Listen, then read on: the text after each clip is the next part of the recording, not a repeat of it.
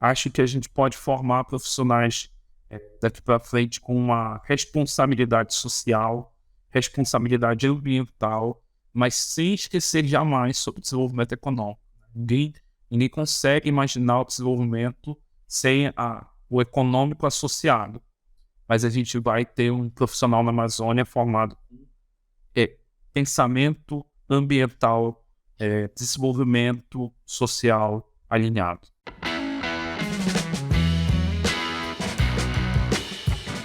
Olá pessoal, bem-vindos e bem-vindas a mais um episódio do O Aviário Podcast. Eu sou Catarina Stefanella, eu estou aqui como host e vou conversar hoje com o professor Dr. Fernando Barbosa Tavares. O professor Fernando é zootecnista, é mestre em saúde e produção animal, é doutor em ciência animal, ele atuou como zootecnista em diferentes segmentos e atualmente ele é professor na Universidade Federal Rural da Amazônia. Muito obrigada por aceitar o nosso convite, professor Fernando. Muito obrigado, Catarina. É um prazer estar aqui com vocês hoje, conversando um pouco sobre agricultura. Eu atualmente trabalho na Universidade Federal Rural da Amazônia, em Belém, e tenho uma experiência na área de agricultura, principalmente no foco da nutrição de aves, e principalmente na nutrição de aves de frango de corte e galinhas poedeiras, né? Também desenvolvo recentemente um trabalho que me orgulha muito, que é a residência profissional em agricultura. Coordeno hoje a única residência profissional em agricultura da região norte do país. Então, estou aí com 6 residentes nas unidades de produção da região norte. Isso a gente tem muito orgulho, né, de ter essa atuação, para que a gente acredite que a gente consegue ir modificando aos poucos as características da região, formando recursos humanos adaptados à região. Então, muito obrigado pelo convite, novamente. Bora conversar. Excelente, professor. Bom, o tema da nossa conversa de hoje ele tem a ver com o futuro da alimentação de aves na Amazônia, né? O público do podcast ele é bastante diverso, né? Certamente nós temos muitos interessados nesse tópico. Professor, a avicultura também é muito diversa, né? Ainda mais um país com as dimensões que tem o Brasil, né, muito grande.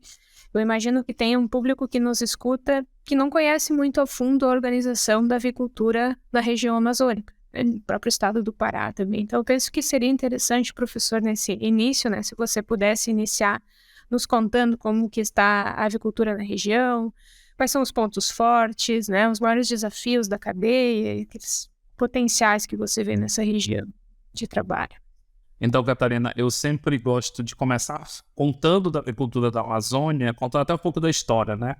As pessoas não sabem muito, mas o estado do Pará, por exemplo, é a segunda maior colônia japonesa do Brasil.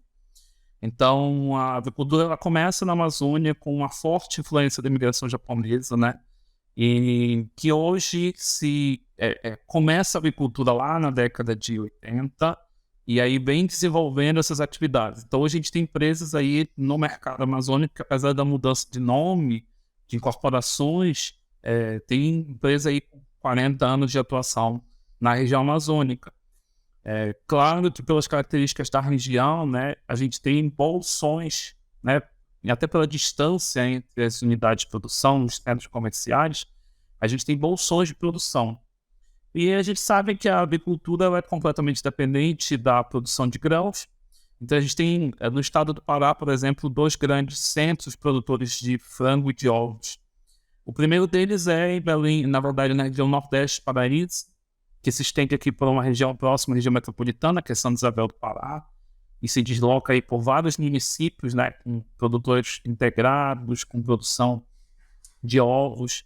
Essa região concentra aproximadamente 60% de toda a produção do estado, e aí disperso nesses municípios principais aí, Santa Isabel, Santo Antônio do Tauá, é uma região bastante produtora, Castanhal, que tem, entre outras características, grandes produtores, grandes empresas regionais e pequenos produtores individuais, né, mas que com uma produção interessante de ovos, que atende bastante o mercado regional,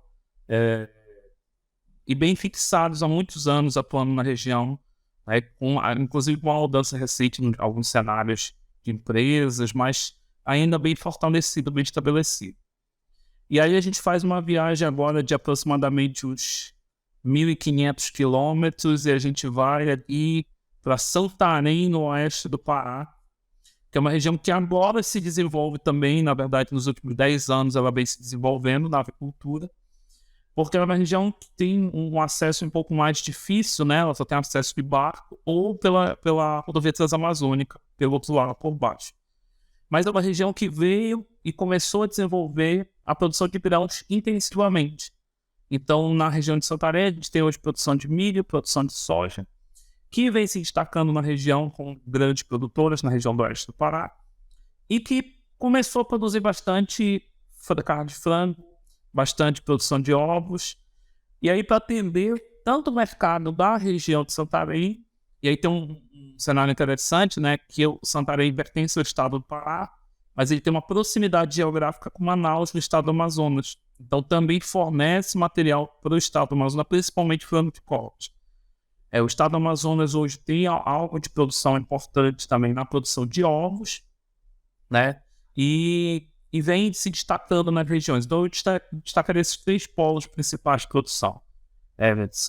Região metropolitana de Belém, Nordeste paraense, a região oeste do Pará, né, e a região de Manaus. São os nossos grandes produtores de aves na região amazônica, né? Como eu disse, a gente tem um desenvolvimento histórico dessa avicultura. Antigamente, ela era muito uma avicultura integrada com outros sistemas, como produção de hortaliças, com produção de frutas, né? E aí os produtores foram se especializando e ficaram basicamente na avicultura. A gente tem recente também alguns investimentos maiores de empresas privadas para a produção de ovos, né? Então a gente tem dois produtores grandes que nasceram ali também na região metropolitana de Belém, e na região que é a nossa região maior produtora de grãos hoje, que é a região próxima a Paragominas, do Eliseu, a gente já tem também alguns grandes produtores de ovos naquela região e de aves também. Então esse é o cenário. O cenário do Pará hoje, quando a gente olha os dados da BPA, por exemplo, a gente ainda tem um dado modesto, né? A gente tem 0,4% da produção nacional no estado do Pará, mas que tem uma importância para a alimentação local, para o abastecimento regional muito grande, porque a gente tem uma população inteira aqui, né, dependendo da alimentação e que consome esses alimentos diariamente. Então a gente tem um impacto positivo sobre isso do ponto de vista de segurança alimentar. Então, segurança alimentar para a gente é um parâmetro que a gente deve se medir, né? E como eu sempre falo, na Amazônia a gente tem floresta e tem gente que vive aqui também.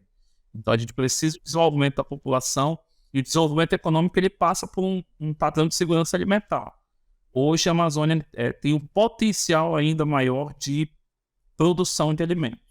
Claro que nós temos ainda desafios a serem vencidos em termos de organização da cadeia, disponibilidade de matéria-prima, né? Apesar de a gente estar avançando cada vez mais a produção de grãos, a gente ainda depende muito do grão vindo de fora, vindo do Centro-Oeste, e a gente ainda não tem a cadeia de produção tão bem organizada e estruturada como a gente gostaria. Há uma necessidade constante da gente investir, trabalhar e discutir sobre políticas de Estado para incentivar, organizar, estruturar essa cadeia, né? A gente trabalha aqui sempre dialogando com as secretarias de Estado, de governo, para que a gente consiga estabelecer parâmetros de incentivo fiscal à produção, de estruturação da cadeia, de organização da cadeia. Aí nosso grande desafio ainda é transporte, né? Logística. A Amazônia é muito grande e, ao mesmo tempo, regiões de difícil acesso. Então, como eu cito um exemplo da região do Marajó, da ilha do Marajó, que é um grande arquipélago fluvial, e que você imagina que a gente tem aí para chegar em alguns pontos da ilha, né, em grandes volumes de transporte, a gente depende de barco, às vezes leva 16 horas de barco, e a ilha do Marajó é bem próxima a Belém. Então a gente tem uma dificuldade de logística para chegar ainda a esses produtos, né, para chegar a alimentos. Isso é o nosso grande desafio, né? É tentar baratear esse custo logístico para garantir comida na mesa de todo mundo. Excelente, né? Apesar dos desafios, né, que são muitos, mas é bom ver esse cenário promissor e, afinal de contas, o que nós queremos é justamente que a carne de ave seja a nossa principal proteína animal. A gente está lutando para isso, das mais diferentes regiões do Brasil. Essa região de trabalho de vocês, ela, obviamente, nós reconhecemos muito isso, que ela tem muita biodiversidade, né? Consequentemente, tem muito potencial para extração de compostos de interesse, né? Também em nutrição e saúde animal, né? Que no nosso caso, especial avicultura. Eu gostaria, professor, que você trouxesse informações sobre isso, né? Ao mesmo tempo, envolve muita pesquisa, como que essas pesquisas podem ser feitas de uma forma correta, né? Cuidando dos nossos recursos naturais e, ao mesmo tempo, sendo sustentável. Isso é bem interessante, Catarina, porque a gente hoje, a minha linha de trabalho é justamente essa, né? E aí eu vou precisar fazer um preâmbulo sobre, para as pessoas entenderem, as pessoas que não conhecem a região, o potencial da Amazônia em termos de produção de produtos, né, de bioprodutos. E aí hoje a Amazônia, ela é uma grande produtora de dendê, de óleo de dendê, da torta do dendê, uma grande produtora de biodiesel de dendê e de outros produtos que vem se destacando. Alguns anos atrás, o açaí era a nossa comida do dia a dia na Amazônia e hoje ele é um produto de exportação da Amazônia. E ele se valoriza cada dia mais. Então, e aí essa valorização, ela não passa somente pela venda do produto, mas sim por uma valorização cultural. Então, a gente investiu nos últimos 20 anos no plantio intensivo de açaí, nas técnicas de melhoramento de açaí, na intensificação da produção, métodos de produção agrícola sustentáveis, como são as nossas agroflorestas, que levam a gente a ganhar um destaque na produção de alguns produtos. E aí entra o que nos interessa, né? Porque sempre quando a gente tem a produção de alimento, a gente vai ter necessariamente a produção inicial de resíduos. E aí eu sempre brinco com os colegas, né, que o farelo de soja no passado ele já foi um resíduo da soja. Hoje ele é um coproduto da produção de soja. Então, quando a gente olha antigamente, há uns anos atrás, a torta de dendê, né, que é o resíduo da produção, da extração do óleo de dendê, ela era um resíduo da produção que precisava ser resolvido.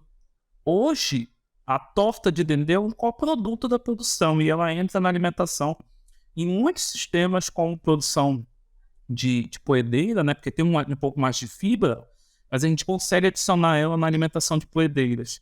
A gente tem o próprio óleo de dendê, que muitos produtores nossos são vizinhos das unidades de extração de dendê. Então, ao invés de a gente usar óleo de soja na alimentação, muitos dos produtores usam óleo de dendê na alimentação dessas aves também. Então, é um produto que já foi estabelecido, a gente já conhece níveis de inclusão. Mas para onde a gente vai?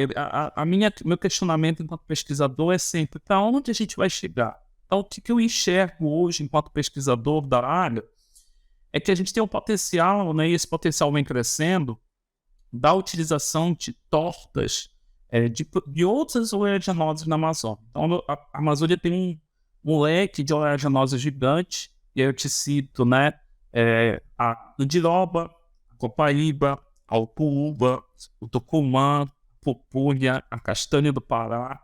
Todas essas são produtos com a semente do cupuaçu. As pessoas normalmente conhecem o cupuaçu, a fruta, mas a gente também produz, né, da semente do cupuaçu, o óleo do cupuaçu, a gordura do cupuaçu. E aí, esses produtos todos, eles geram, da extração do óleo, o resíduo é a produção de uma torta. E a minha linha de pesquisa hoje é justamente estudar o potencial de uso dessas tortas para alimentação, tanto de frango quanto de poedeira. Como a gente não conhece a fundo essas tortas, a gente está vivendo uma fase bem preliminar dos estudos. Estudando toxidez, estudando composição básica, estudando digestibilidade. A gente espera que numa segunda etapa a gente consiga vencer as etapas de digestibilidade, ver quem tem potencial, quem não tem. E numa etapa seguinte, né, além do desempenho, a gente consiga ver ganhos adicionais.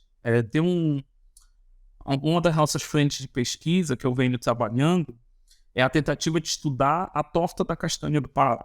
Então, para a gente ter uma ideia, a metionina, né, que é um aminoácido que é bastante presente na nutrição de aves, né, nosso primeiro aminoácido limitante para a produção de frango, hoje ela é muito fornecida na formato industrial, com metionina sintética, né, e a castanha do Pará ela tem selênio-metionina, que é uma metionina no formato orgânico, de alta absorção, ligada a uma molécula de selênio.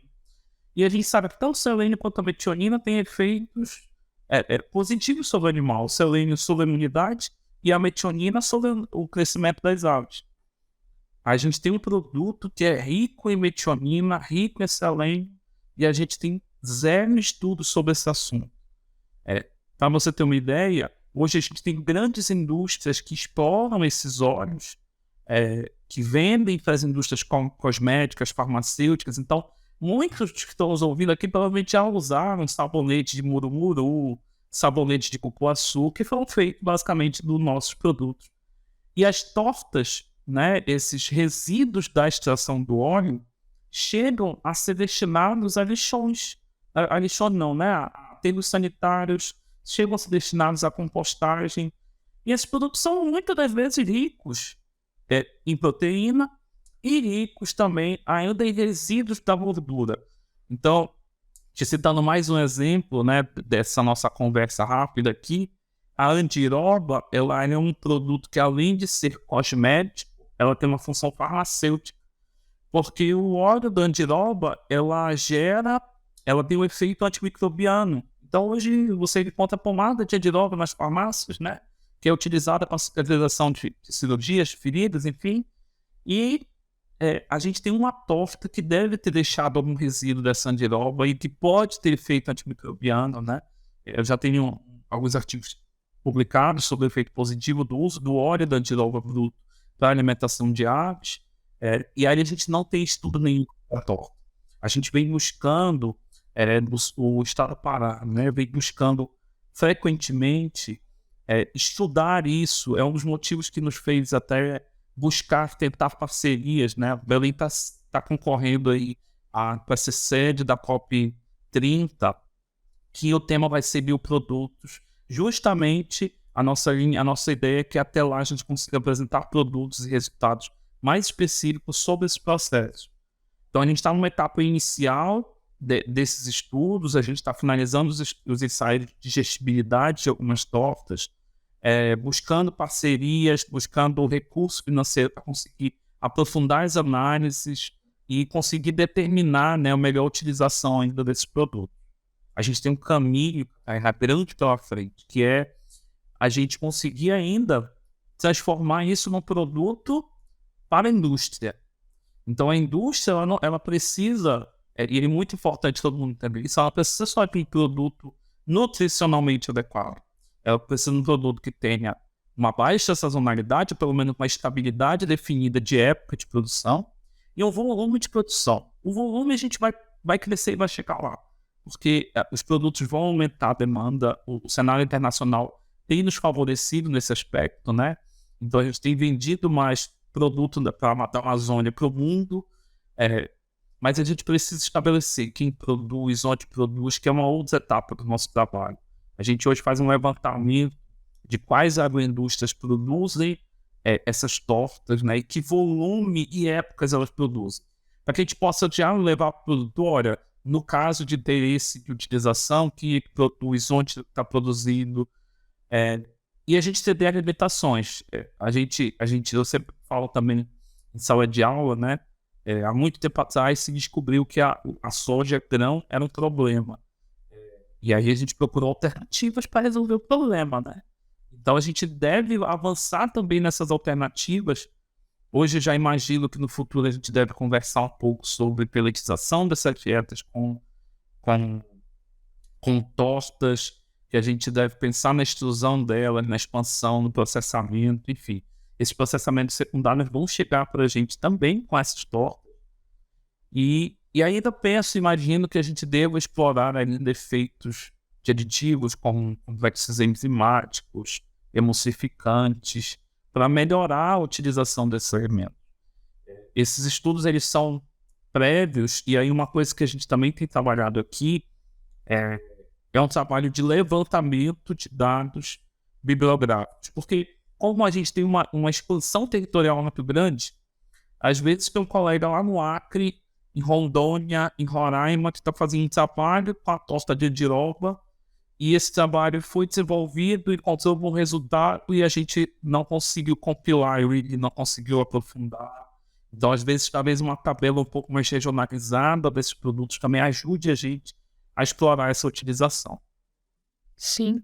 É muito interessante isso que você comentou, estar mais ligado à avicultura industrial. E eu acho que isso que nos ajuda, né, a encontrar recursos, a mostrar, de fato, a aplicabilidade, né?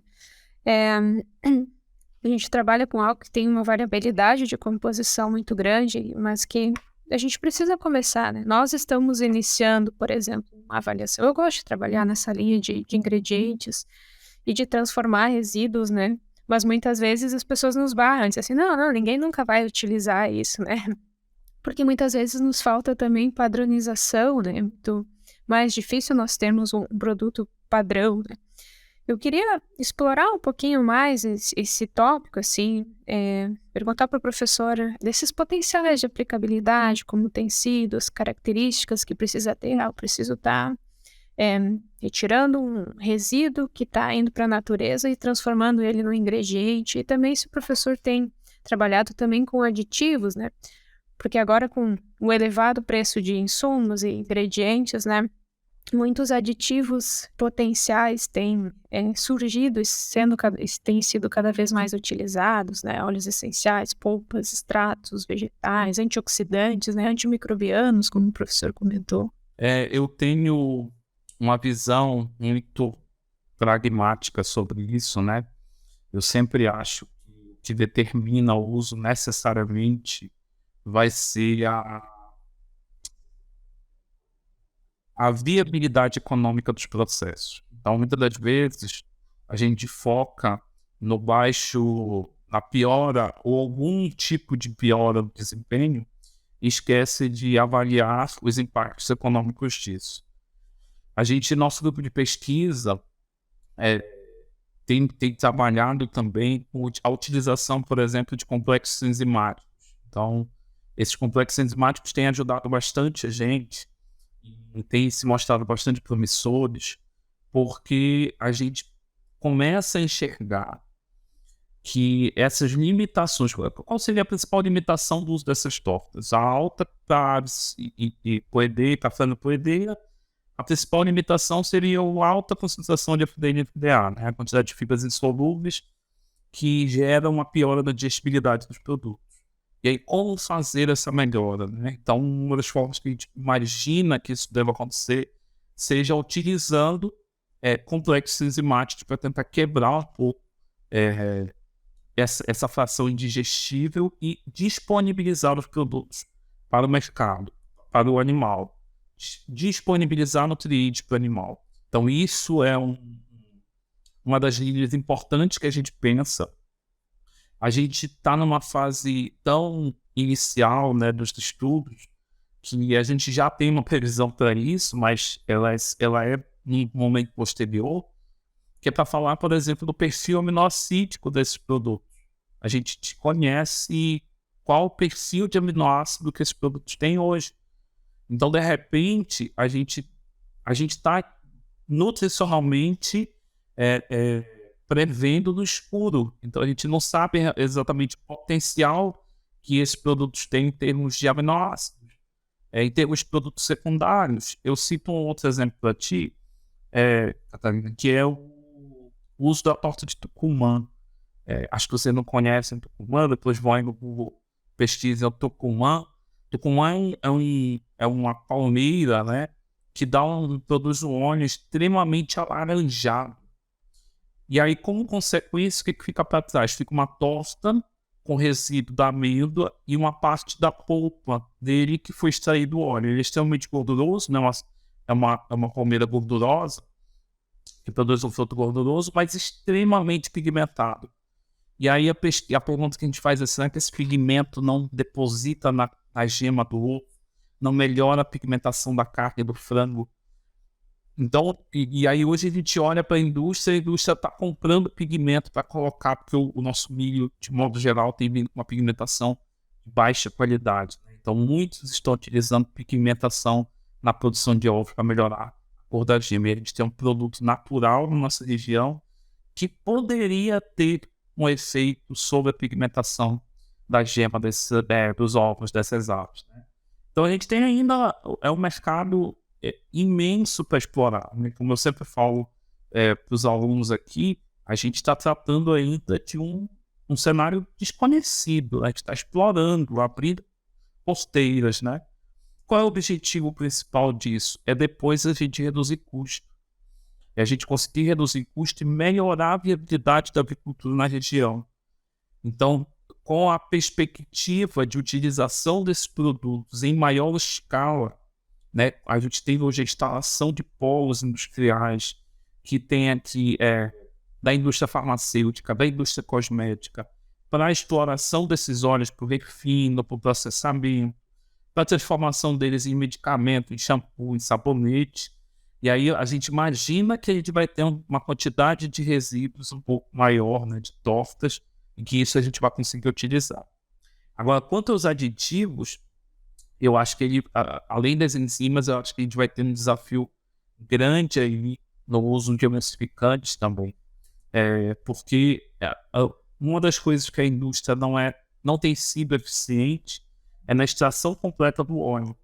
Então, muitas dessas tortas chegam na indústria, chegam para o produtor, né, com resíduo de óleo. E aí, veja uma coisa que é importante. A grande indústria ainda não usa. Mas como uma parte desses óleos é extraídos em pequenas cooperativas dentro dos municípios, algumas vezes pequenos produtores já utilizam de forma avulsa como complementação na alimentação das suas aves. Então a gente já prevê que eles são utilizados sem nenhum critério, sem nenhuma proporção, sem conhecer o produto, mas ele tem sido usado para alimentar as aves. Ou alimentar suínos, ou alimentar bovinos, ou alimentar animais, de modo geral. E aí esses resíduos realmente eles poderiam ter um potencial de exploração melhor, né? Então a gente tem realmente um cenário bastante diverso e mais com um potencial imenso. Excelente. Eu achei um tópico muito interessante. Fiquei muito feliz em aprender contigo hoje, professor Fernando, e ser um elo para a gente falar sobre isso, né? Acho que a gente precisa falar mais sobre isso, sobre a nossa avicultura nas mais diferentes regiões, né? E normalmente, para finalizar, nós fazemos uma pergunta assim um pouco mais filosófica, né? E você, como professor, pesquisador, né? Agora você tem formado muitos profissionais, né? Que podem ser o futuro da nossa avicultura, né? O que tem ajudado a motivar esses futuros profissionais a se interessar pela área, também ajudar o crescimento da avicultura regional, porque, afinal de contas, a gente quer que ela se mantenha forte em todas as regiões, né? Isso é bem interessante, porque quem está fora da região amazônica tem uma visão talvez muito equivocada da nossa região, né? Então, nossa região é uma região que tem um desenvolvimento econômico potencial, e a gente tem atividades produtivas no ramo da agricultura aqui na região. Eu hoje, como eu falei no início da minha apresentação, eu sou coordenador de um programa de residência em avicultura aqui na nossa região, né? A gente já teve 8 residentes a campo, a gente está finalizando a primeira turma, hoje com 6 residentes em campo, e vários deles saíram do programa de residência para o mercado de trabalho. Porque o mercado de trabalho está intensificando, e a gente está cada vez mais entendendo a importância da mão de obra qualificada. E essa importância da mão de obra qualificada faz atinar nos alunos, nos estudantes, a importância de se dedicar a essa atividade. A grande vantagem que eu vejo, né, e aí tem chamado a atenção tanto da indústria quanto dos profissionais, é o potencial da região. Quando a gente chega numa região que tem uma agricultura mais desenvolvida há mais tempo, você tem um staff de profissionais já bastante estabelecido, Na nossa região, a gente está formando esse staff, né? E aí eu vejo, quando eu olho para os meus alunos, eu vejo um potencial deles de desenvolver a região. Desenvolvendo, sim, vários aspectos, trazendo uma visão técnica, mas conhecendo a realidade da Amazônia como sendo uma realidade única. Então, não há outra característica dessa região. Então, dificilmente outra região do país vai tratar de falar de torta de murumuru, que é uma semente da região amazônica. É muito difícil isso acontecer. E entender a importância, e entender o que dá para fazer, e estudar, e avançar cada vez mais nessa importância, né? Eu vejo também um potencial que é importante a gente falar, que é a facilidade de fixação. Quando a gente fala do mercado profissional, invariavelmente, os profissionais querem uma certa proximidade com a família, então querem ter a facilidade de visitar os parentes, querem ter a facilidade, a proximidade com seus familiares. E essas relações podem ser vistas de forma muito positiva com os profissionais que já são da região. Então isso facilita bastante o conhecer a região, o vínculo com a região e o entendimento da importância dessa região para o seu desenvolvimento, né? Acho também que a gente tem um compromisso, e a gente tenta formar esse compromisso nos alunos, que é o compromisso do desenvolver. Então, o desenvolver no sentido amplo. Eu preciso ter crescimento econômico, preciso ter crescimento social, e eu preciso proteger um bioma que ainda é um bioma importante e que é uma fronteira da biodiversidade do mundo. Então, a gente vai ter que combinar essas conversas aí, sentar, desafiar, encontrar as soluções, desafiar com mais problemas. E eu sempre brinco com eles, né, que quando eu era mais jovem, não que eu seja velho, a gente falava outras coisas na agricultura. Esse não era o tema que era recorrente na agricultura, né? A gente não falava de usar enzimas, a gente dizia que enzima não dava certo, que não era suficiente. A gente estudava outras coisas, e as coisas vão mudando, e os desafios são novos, e a gente vai criando novos desafios. O bem-estar, por exemplo, era um tema que era muito mal visto na agricultura, né? Hoje a gente não fala de agricultura sem falar de bem-estar animal, sem avaliar calo de pata. A gente não fala da agricultura sem falar da importância das questões sanitárias. A gente não consegue falar de agricultura hoje sem falar de controle de qualidade do frigorífico. Então, isso era um tema que na minha época, um tempo atrás, era assim: não, tem controle de qualidade, acabou. Hoje não, a gente tem disciplina para falar disso, a gente tem palestra para falar disso, profissionais formados para falar desse tema, que é muito importante: é segurança, é comida, e isso tudo vai filosoficamente, né, como você me perguntou, formando os profissionais e interessando eles. Então, hoje a gente tem vaga na indústria de ração, e aí as normativas novas estão chegando cada vez mais, o autocontrole vem vindo, então a gente está formando gente para trabalhar na indústria de controle de qualidade de fabricação de ração.